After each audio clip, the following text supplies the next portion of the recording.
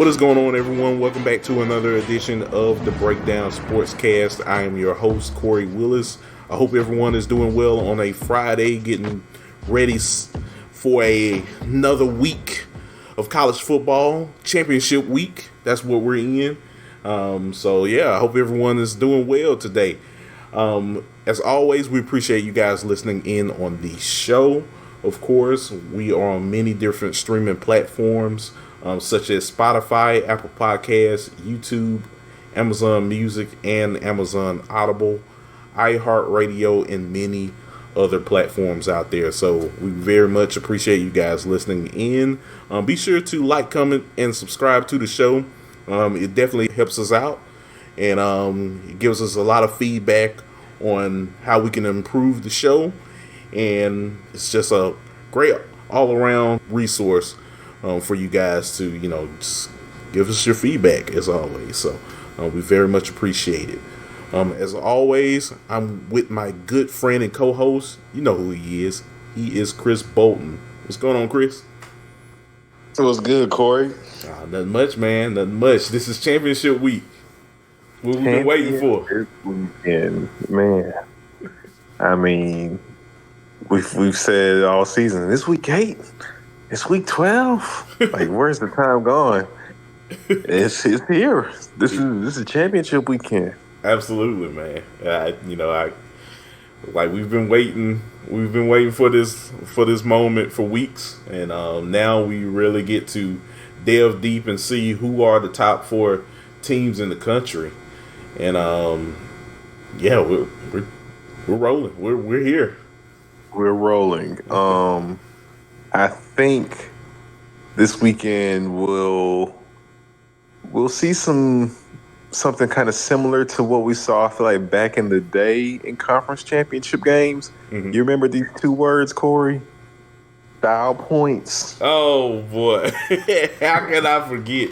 Style points, the old BCS model, where you just had to just run the score up, Chris. It could be 73-10. Need one more TD. You just need one more touchdown. That might help. You gotta make sure the computer's new. Oh man, that was the point in time when we all knew we really need to change this whole model. But look, sometimes the BCS, we could actually low-key use it right now to help try to decide the 4 teams. Look, next year we're going to 12 teams. Like, that might be the criteria again. Oh, you man. might need to tell the guy that's over the CFP that, like, hey, we need to add a little bit more criteria. Bring back the computers. Bring back the BCS. Yeah. Oh boy, we got AI now. We ain't got to do everything. It could be BCS 2.0. There you go. But for real, I think it's a high chance that we're going to see teams trying to run the scores up in these championship games if allowed the opportunity. Mm-hmm. Because we don't know what scenarios are going to play out. No. And you need to make the best case, whether you're in the party currently or you're outside of the club trying to get in, that push comes to shove, you need to have us in there. So I think we're going to see some games where there is a chance that the scores, it can be some wider margins of victory than we're accustomed to in these conference championship games. Yeah, it's definitely there to present itself. So, I mean, hey, that's what these weeks are all about. That's what these moments are all about, where, you can see really who's better than who's much more, who's here and who's here. Mm-hmm. That's pretty much where we're at now when you get to championship week in college football. So yeah, I definitely agree with you on that. Yes, sir. Well, Well, might as well get to it. Get to yeah, one of the games where I think we might see some style points. yeah, absolutely. So, well, I mean, what other game we should start with other than Oregon, Washington coming up on Friday today, The depending rematch. on when you're listening to this show. Hey, it's a rematch. We're here. Um, let's look at the line, Chris, because I know this Vegas has probably been going back and forth with this line all week with this game. So right now, um, I we think see Oregon might be Oregon. 9-point favorites. They're actually a 10-point favorite right now.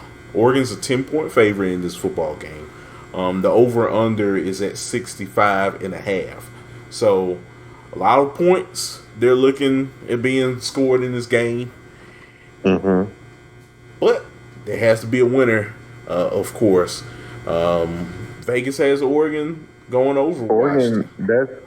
that should tell you something. Oregon is a double-digit point favorite against a team that they lost to earlier this season. Mm-hmm. That's very. I mean, I'm not shocked one bit because I even said when they lost that game, if you convert one of them fourth downs, you win.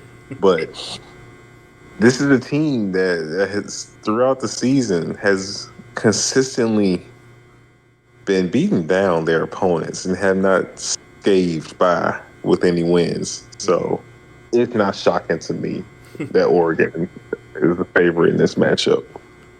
Yeah, I mean, look, they've been beating down their opponents for weeks after that Washington loss.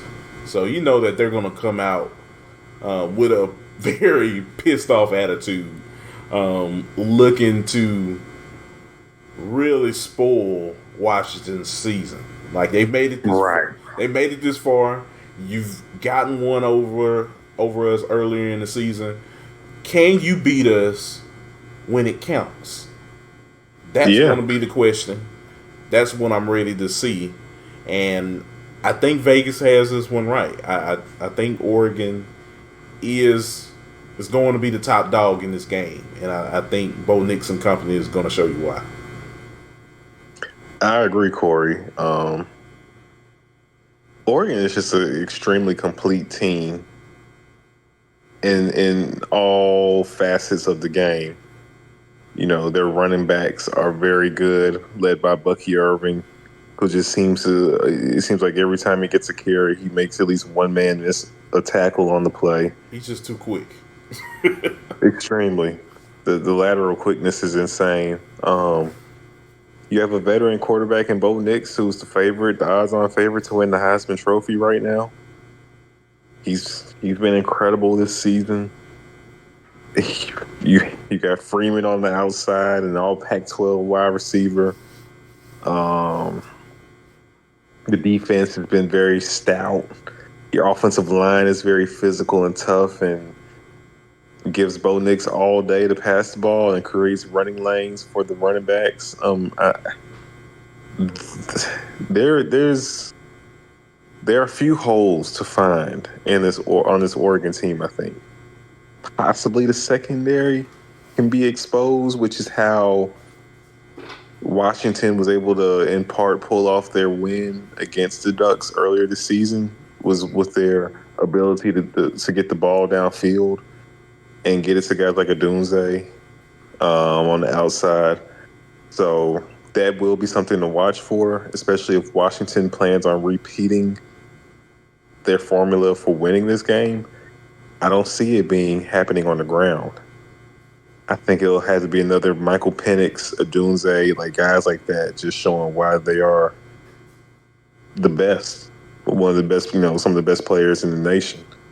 If Washington gets the win, but what I anticipate is an Oregon beatdown.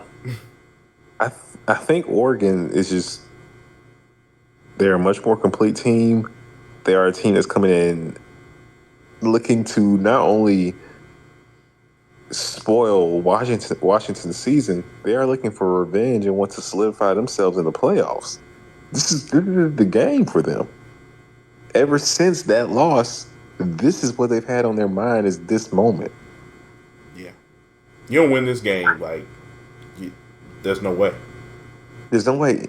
And this is where I mean, but when I brought up style points, they are going to run the score up.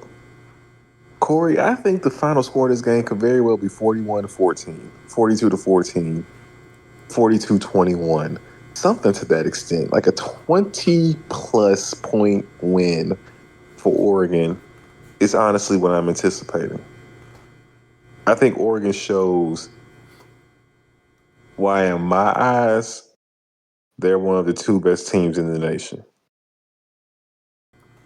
Hey, like they're just such a good football team. Like you mentioned, how just stout they are on all phases of the football. So yeah, I'm with you, man. I'm with you. I just don't think Washington has it in them to really make this a game like they did the last game. I don't anticipate either. I don't. If they do, they have some guys that can be special, and they will have to be special in this one. Michael Penix will have to be special if they want to have a chance at winning. I mean, if Dylan Johnson has a big game, that'll be huge for Washington. Because how they won the last time, it wasn't like they had a balanced attack. It was all big throws, all passing. So that also adds an element of where you're possibly keeping this Oregon high-powered offense off the field if you're able to run the football. Mm-hmm. I don't see it happening, though, but just trying to paint the picture of how Washington pulls off this win. Because honestly, bro, it doesn't seem like Vegas thinks they have it in them either.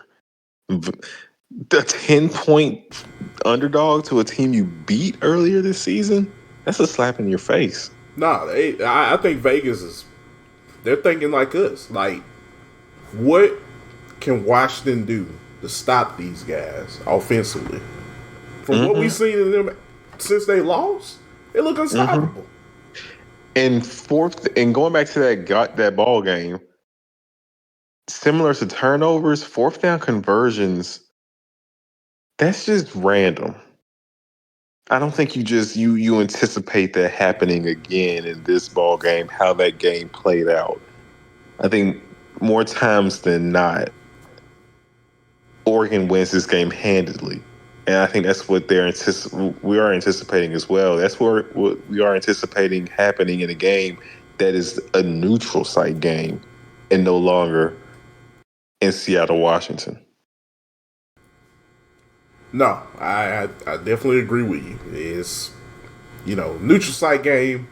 Both fan bases are going to definitely come be there. I mean, like, this is the biggest game. I mean, this is the last Pac-12 game that we'll ever see. Like, it's so many stakes in this game that just comes with, like, the camaraderie, I think, of what this, or the magnitude of what this game is going to be. So I think, yeah, like Vegas, like they know coming in that Oregon definitely has something that Washington doesn't, and I think it's just that grit.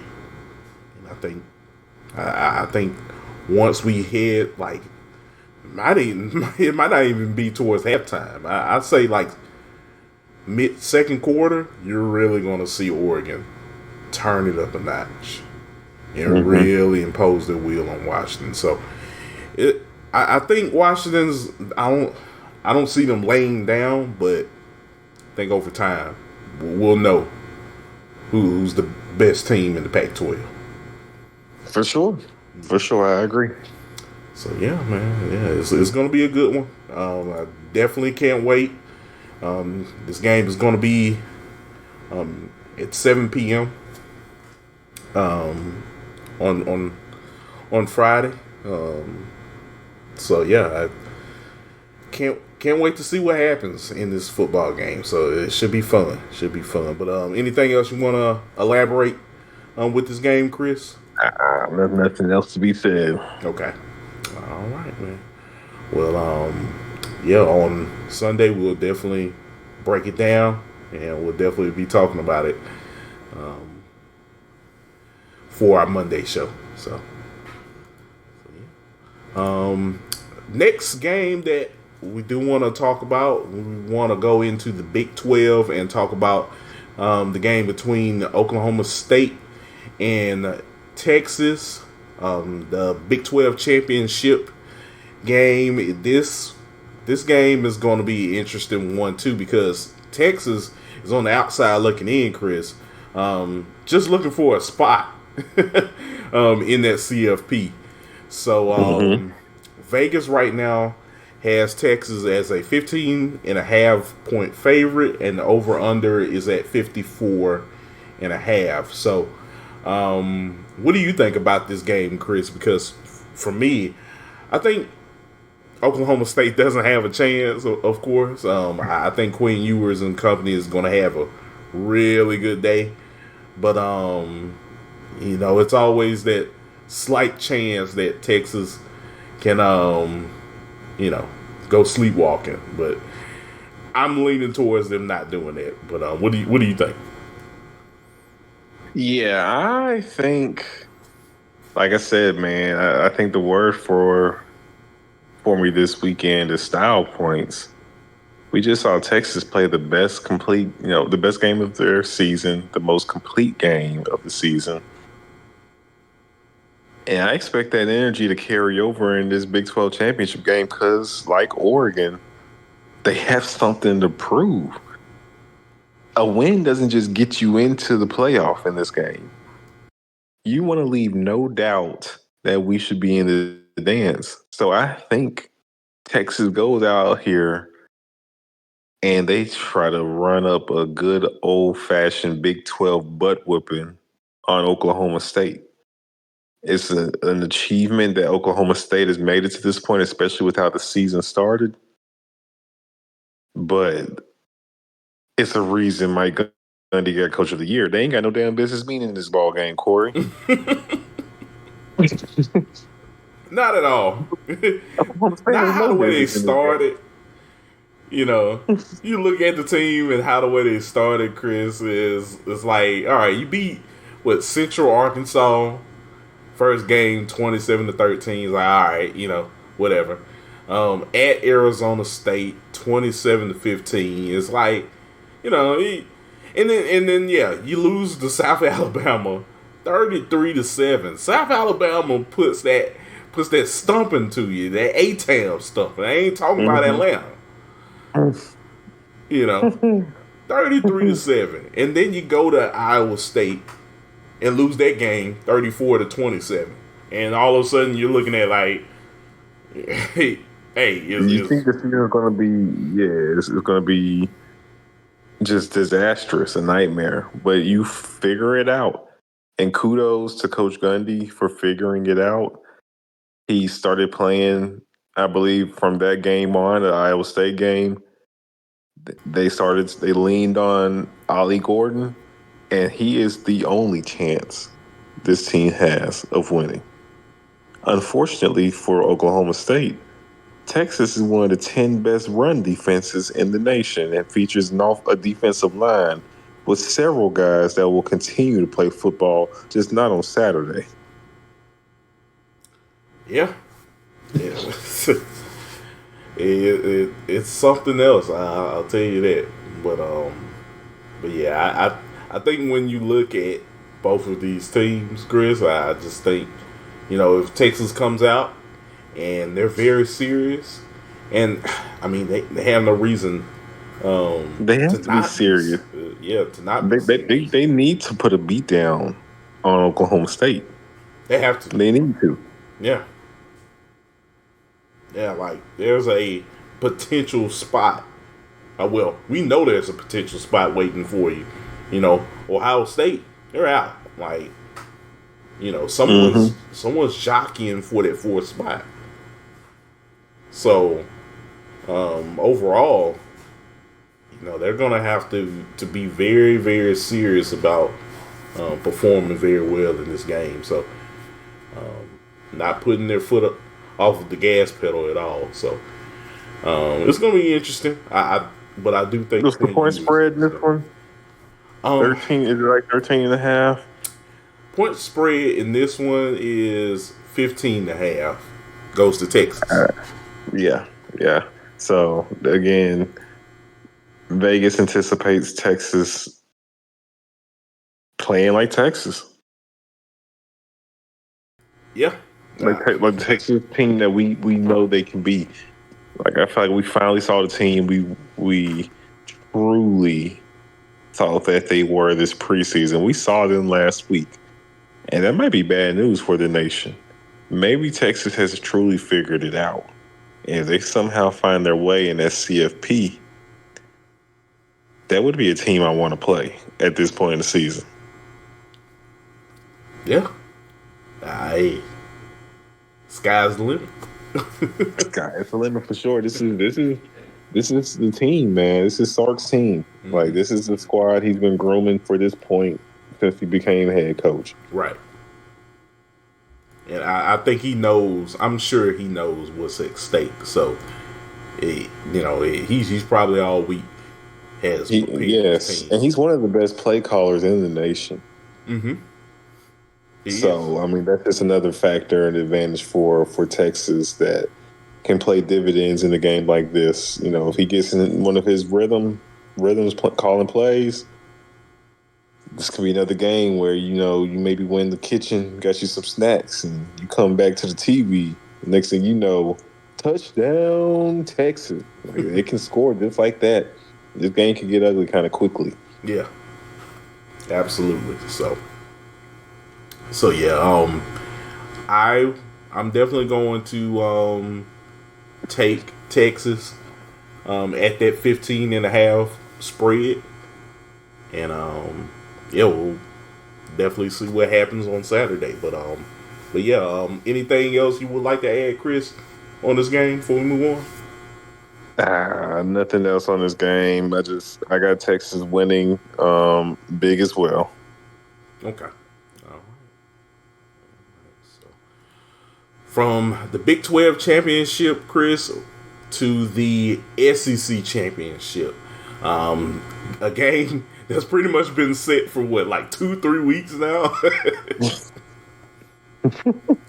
Like we've known this game for weeks. Exactly. That's the SEC for you. Exactly. So yeah, folks, Georgia, Alabama, of course, in the SEC championship game. We're doing it again. Both Kirby Smart, Nick Saban, they've figured out a way to survive the season up to this point. And this is going to be a big showdown in the Southeastern Conference. Right now, Georgia is a 5.5 point favorite, and the over under is at 54.5. So a little low, of course. Maybe Vegas is kind of edging towards Bama finding that mojo again. Maybe Bama can squeeze in a W in this game, kind of show up Kirby. But what do you think, Chris? Is Vegas or myself looking? Are we looking at this a little bit too hard? Of course, are we kind of giving Milroe and company the benefit of the doubt, or is it something that Vegas is eyeing on that maybe we should all be looking at right now? I think Bama is as improved as they are since what we saw from the beginning of the season. Mm-hmm. This is still a team that they could play very well in this game, and it's a close one.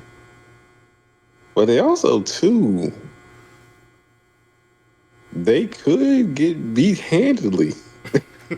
I mean, there's a lot of different outcomes in this ball game. We could see a Georgia team come out and start slow, and Bama gets ahead of them early, and who knows what happens from that point on. But you know, we've seen Bama against some elite competition, and they didn't fare well. They lost to Texas at home. We've seen Georgia improve week by week against some of the better teams in the conference and in the nation.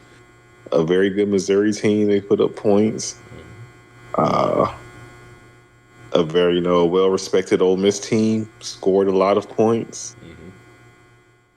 And granted, none of those defenses are on the level of an Alabama, but besides Texas, what elite defense has Alabama seen? I mean, they really haven't seen anyone this year. They haven't at all. So it really is like outside of Texas. Outside of Texas, in that game, Alabama didn't put up 30 points. No. Well, they did. They put up 30? Yeah. Let's see. No, they didn't. They got close. It was 34-24. 34-24. That's all. Yeah. So giving them too much credit. Okay. And I think in this game, I think you'll need 30 to win. At least 30. I think you'll need 30. I think you'll need at least 30 if you're Alabama to win this game. And if there's a defense that has the athletes to like match up with a Jalen Milroe who can scramble and make plays and extend plays, it's this Georgia defense.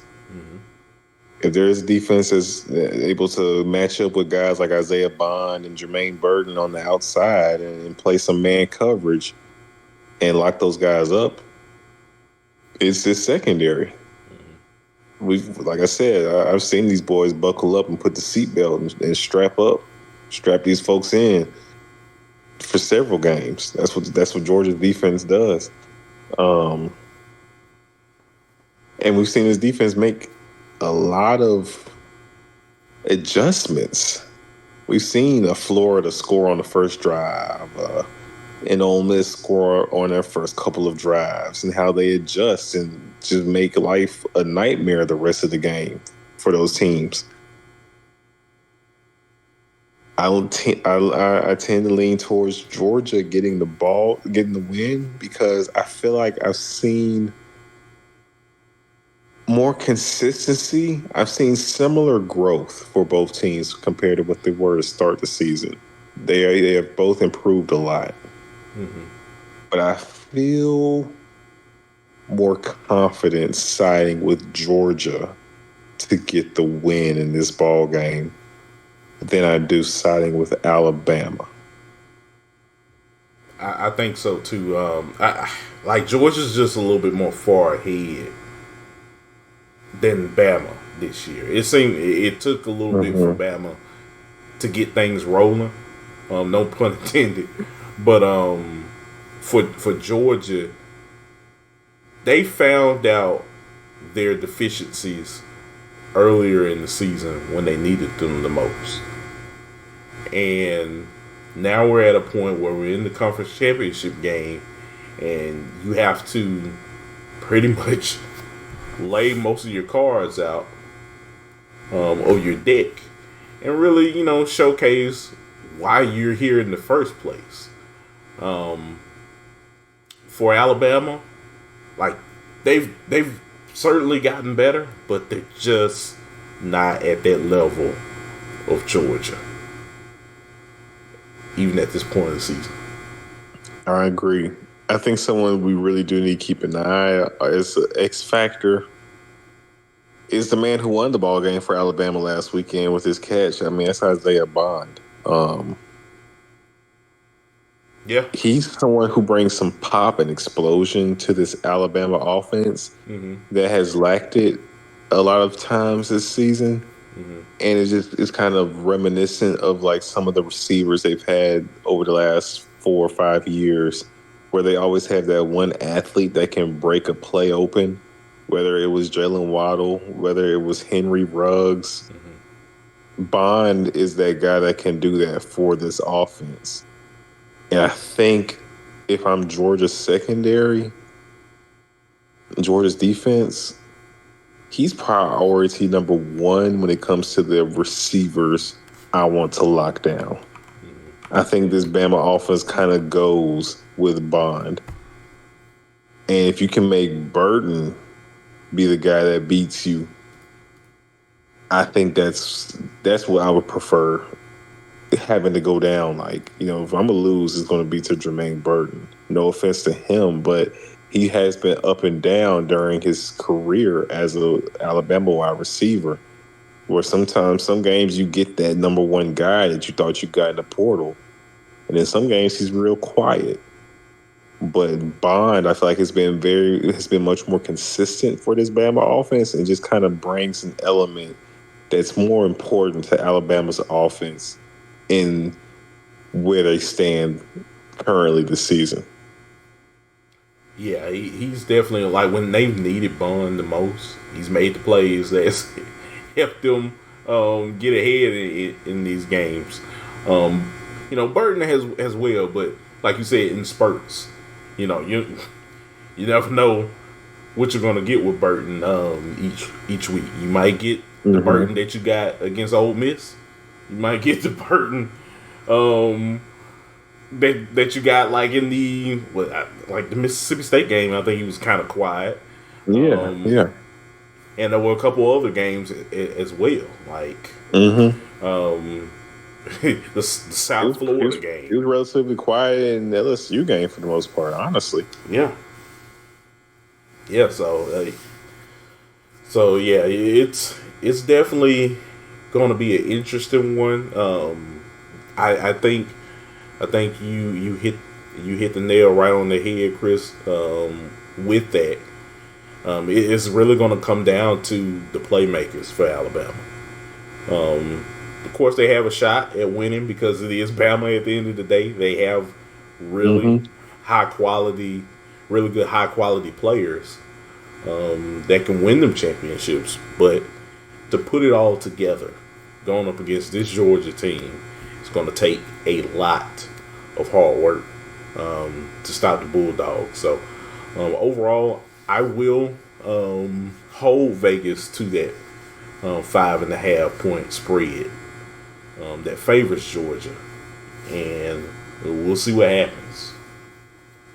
Yeah, we will see. Part of me thinks, I'm kind of split. I'm kind of torn. I can see a scenario where it's like Georgia wins. 34-24, where it's like a 10-point game. I also see a scenario where it's much closer. Like a 31-30. Like, this could be a straight up really tight ball game. And I wouldn't mind it. I wouldn't mind it either. Both of these teams, when you look at it, like Georgia played Georgia Tech last week. That game ended up being 31-23. Iron Bowl 27-24. Look, the recipe is there for both of these teams to butt heads to a point where it's like a 3-point game late in the fourth. Yeah, definitely. I'm gonna go with Georgia to get the win. And if I had to make a bet on this game, I would take Bama with the points. Because there is a scenario where Bama straight up wins this game as well. That is not far-fetched. This is a matchup that's been getting analyzed and talked about a lot for a reason. Alabama still has a chance to make the playoffs for a reason. This is a really good ball team. So, I anticipate Georgia winning, but if I was a gambling person on this ball game, and I do not want to touch this ball game by any means, honestly, I would say I would take Bama with the points. Okay. All right. Well, I'm keeping my Georgia pick. Yes, sir. And and you say UGA, right? I mean, you say Bama, correct? In the betting. Okay, From a betting standpoint, I would take Bama, but I got Georgia coming through with the win. okay. So yeah. All right. Well, we will see. We will see. Um, yeah, I think this game it has the opportunity to be a close game, but if it does get out of hand, I think it will be because of Georgia. I just think they're just a little bit too much for Bama, for this Bama team. But who knows? Who knows? The games aren't played on paper. They aren't played on the microphone. They're played on a football field. So we will see what happens. But anything else, Chris, you want to add to this game before we move on? No, sir. All right. Well, now we will head up north, Chris, to Indianapolis for the Big Ten championship game. This won't take long. It won't. Not at all, of course. So, Michigan, Iowa. Iowa doesn't stand a chance against Michigan. No, we don't even have to make a pick on this ball game. I'm sorry, Kurt Fair. It's like, the line them up, old school, don't make many mistakes football team that you tried out each season won't be enough against the Wolverines in this game right now. Michigan is a 22-point favorite, I should say, and over under is at 35.5. You could say that Vegas should go higher on that line They could by the talent that we're seeing from both teams, of course, that talent difference. But yeah, Chris, what do you think about this game? Of course, and what do you think the score is going to be at the end? So that's the more interesting part of this game. What could the final score possibly be? Of course, I feel like Michigan's going to dominate. The thing is, though, Michigan's in a position where they really don't need style points. They don't. So that can ultimately be a factor to where they might not cover because they just simply need to win.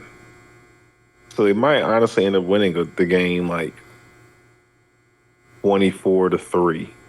or 24-7, or 27-7 game if Iowa somehow by some sort of miracle gets a touchdown on the board. That could be the case. Part of me though thinks with Harbaugh making his return to being back on the sidelines, I think this team will be very juiced up.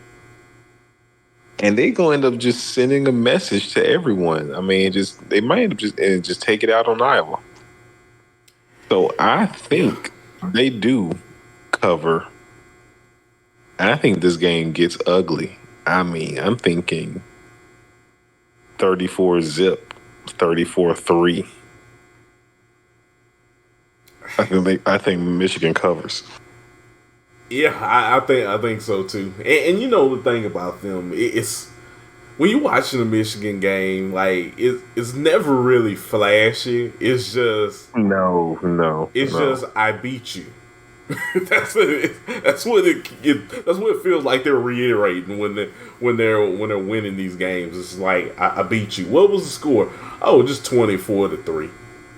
Yeah, but the whole game we just physical. We were more physical. Yeah. We were tougher than you.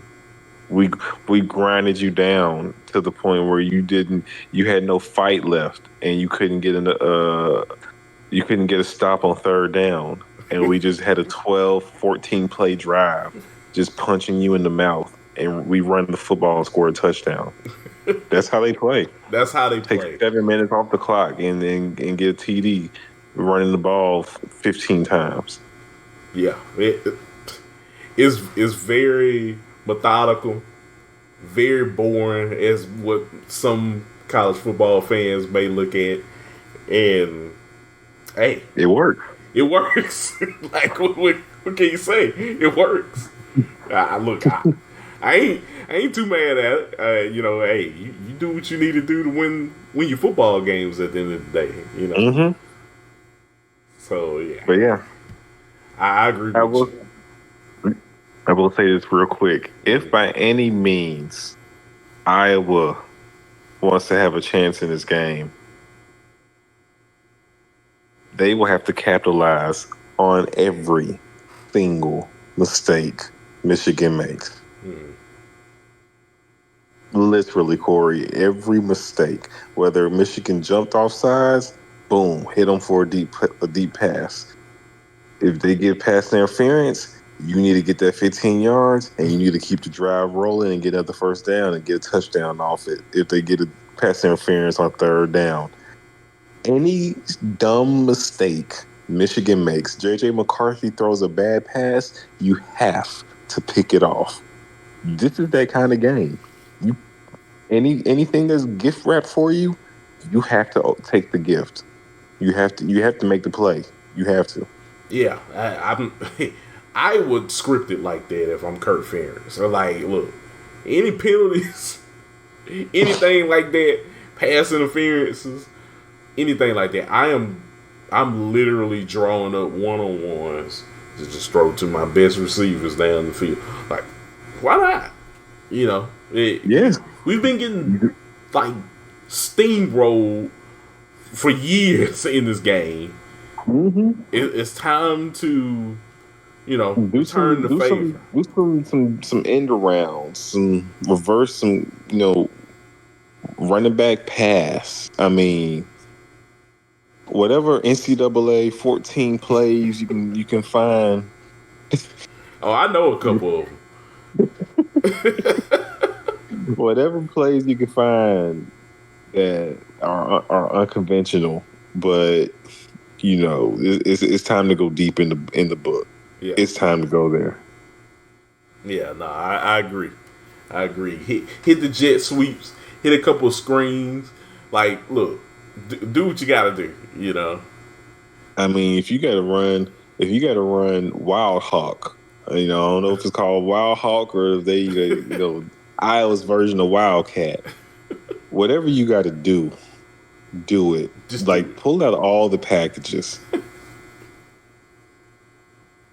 I wouldn't blame him one bit. Ain't no blame. That's what we will be doing. If I'm the coach, we ain't got no chance to win this game. Exactly. We're supposed to be in it. Do you see that Vegas line? Like no, we are doing this. We gonna do whatever it takes. We gonna try it all. If it doesn't work, oh well. With the other play we was gonna choose wasn't gonna work either.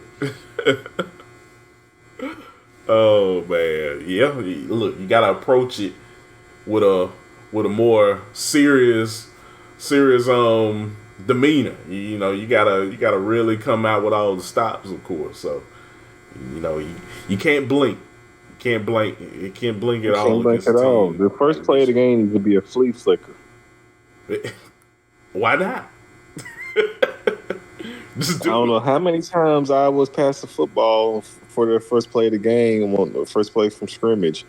I doubt it's been fewer than the running plays. That would catch everybody by surprise if you just come out first play of the game with the flea flicker. I know. That's the kind of mentality you need to come in this ball game with. Yeah, I agree with you. So yeah, it's gonna be interesting, of course, or lack thereof, I should say, overall. I would love for it. Well, I wouldn't mind it being interesting. Make it a game. Yeah, make it a game. That's all we ask. Well, that's all we ask. Just make it interesting. A little chaos before we get those final rankings on Sunday won't hurt. I promise you they won't. Oh boy, well, but yeah. Anything else you want to add to this game, Chris, before we move on to the last one of the day? No, sir. All right. Last game of the day, folks. We have the Louisville Cardinals and the Florida State Seminoles in the ACC championship game. This game is going to be an interesting one. I'd say for Florida State's case, just because we talked about style points pretty much all show, Chris. This is going to be definitely one of those games where you need the style points to even stay alive in that CFP Final Four discussion. So right now, Vegas has Florida State as a 1.5 point favorite, and the over under is at 47.5. So right now they're just looking at the whole Rodemaker situation, of course, filling in for Jordan Travis, and Florida State they're just gonna have to suck it up, let it fly, and see if they can knock out the Cardinals on Saturday night. But what do you think about this game? I think it's an interesting game because normally at this point of the season, we know who a team is and just how good they are. We don't know about this Florida State team simply because they lost their Superman. Yeah. Their starting quarterback. This is a completely different team without Jordan Travis.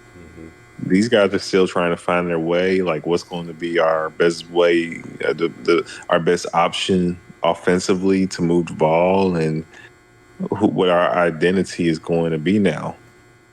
So to have to do that on the fly against Louisville in the conference championship game, granted Louisville wasn't anticipated to be at this point,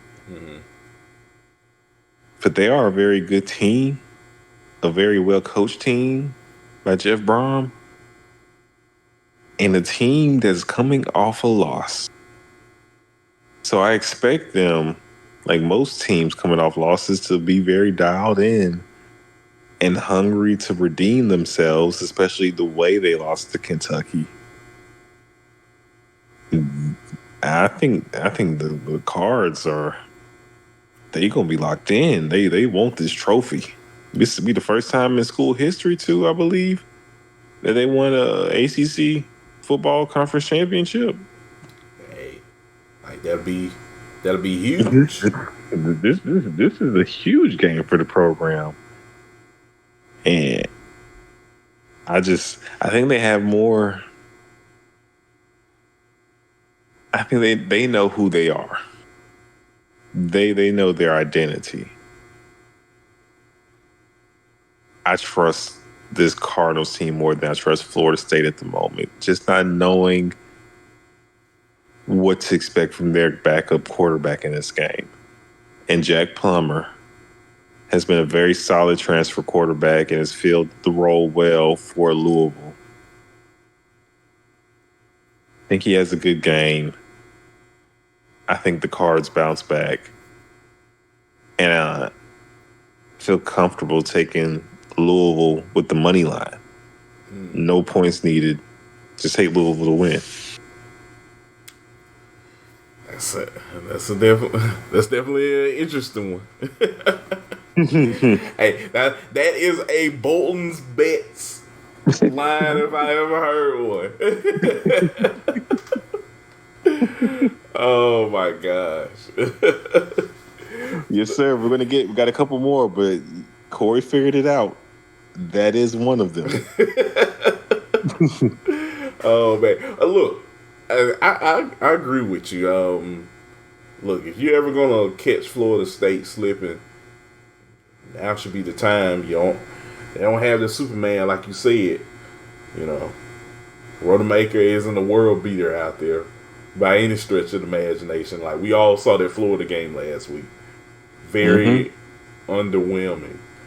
I'd say so. For Louisville, everything is there for them to succeed, and yeah, I definitely think that they have a big opportunity at hand to, make a shocking upset against Florida State. So yeah, we will see. We will see. We will. It also is. I think we should mention because we have to present the cases for both teams. Mm-hmm. There is a world where this moment is too big for Louisville. This is uncharted territory for the Cardinals and their football program and these guys. Mm-hmm. You're playing an ACC championship game. Florida State is a perennial college football program, power and brand. This is what you are expected to be doing in the game you expect to play in when you choose to go to play college football at Florida State.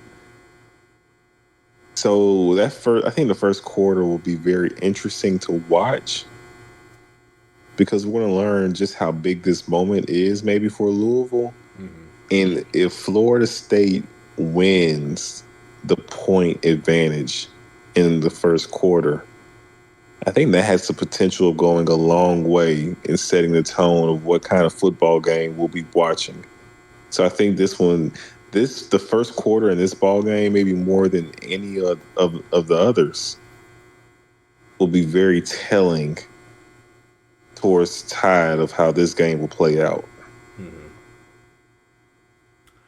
Yeah, it will be. For both teams, of course. But yeah, no, I definitely get what you're saying. Everything is in front of Florida State to still seal the deal, win the ACC this year, but they cannot have a game like they had last week. That's all I gotta say. They just can't. They're gonna have a lot on their hand when they take on this Louisville team. So it's only a matter of time that we'll see what happens on Saturday and see how they perform. Of course, see if Tate Rodemaker is the guy to actually lead them to a CFP championship and to ACC championship as well. And yeah, that's pretty much what I'm looking at. Like can he do it? Can he perform at a higher level? Because they're going to need him because they have no other option. So yeah, we will definitely see. But yeah, anything else, partner, that you want to talk about with this game before we get to Bolton's bets? No, sir. Nothing else. I'm ready to get to it. All right, folks. Well, you know what it is, ladies and gentlemen. We are here another week, and we are here to give you Bolton's bets. You know what it is. Chris and I discussed some of the sleeper games and some of the top games this week, and Chris is here to give you his thoughts, his betting odds, expertise, I should say, for the week. So what do you have for us this week, Chris? Keeping it simple. 3 teams. My first one's a Friday night game. I got Oregon covering against Washington. The Oregon has been very well to us this season. Yes, they have. This is a team that knows how to cover. And I think with revenge on their mind and style points as well, and needing to make a statement victory over Washington, I think this game gets ugly. So take Oregon to cover against Washington. That's number 1. And number 2, similar story. Texas facing an opponent that I think will be overwhelmed by Texas.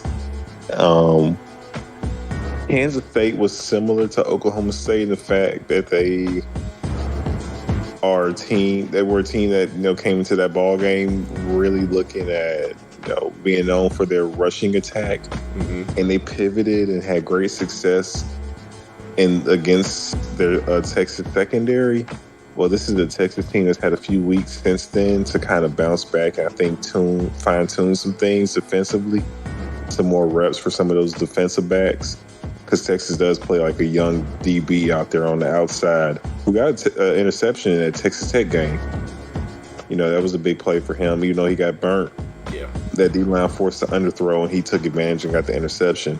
But I think Oklahoma State has one receiver who can make really big plays on the outside, and they have a nice tight end. I think Texas has what it takes defensively to kind of make life tough for those two guys. And I know this D-line will be very tough against Ollie Gordon. I think Texas covers. I think they're finding their stride. This team, I anticipate them playing 4 quarters of football because they need to. They also need to make a statement. So give me Texas to cover over Oklahoma State. Nice. And last but not least, I'm going with Kory's boys. I think Louisville bounces back. I think, first off, the loss to Kentucky was tough, but I think that's only going to help his team lock in for this Florida State game. And Florida State is low-key reeling. Florida didn't have what it took to finish off FSU. Florida was ahead 12-0. I think if Louisville gets that kind of a jump start against the Seminoles, I anticipate Louisville winning that ball game. I think they are built to finish the game in a way that Florida isn't. And I think this team, I think they have what it takes to seize the opportunity to make school history. So, give me Louisville against Florida State and their backup quarterback. Nothing against Florida State. This just isn't the same team we've seen throughout this season at this point of the season. Give me the Cards to win. Money line. Nice. Those are the 3 plays. I think Louisville can do it. I think this team has been really, turning the tides and proving all of the doubters wrong all season long. So, we'll see what Jack Plummer does. But I think what an amazing run he's had, of course, in being the Louisville Cardinals quarterback this year. I mean, he was a transfer portal guy himself at one point, correct? Mm-hmm. Yeah. He was. So it just a remarkable team, of course, and I'm definitely with you on that one. All right. Yeah. But everyone, that was another edition of Bolton's Bets, of course, where we break down some of the games, some of the top games that you may be wanting to kind of play. Put a little cheat on. Yeah. Well, place your money on, of course. But we definitely appreciated Chris on another week of Bolton's Bets. That's pretty much it for us, guys. We always appreciate you guys listening in on the show. Before we head out, Chris, let the good folks know where they can find you on social media. Holla at your boy on X at Chris_Bolton12 and on Instagram at Chris.Bolton_. Get at me. Awesome. And you can follow me on X at Listen to KSW. I'm on there talking college football. We're at the season now of college basketball, so very excited about that. Professional wrestling, CM Punk is back. I'm going to keep talking about that as much as I can before somebody else in professional wrestling ruins it for me.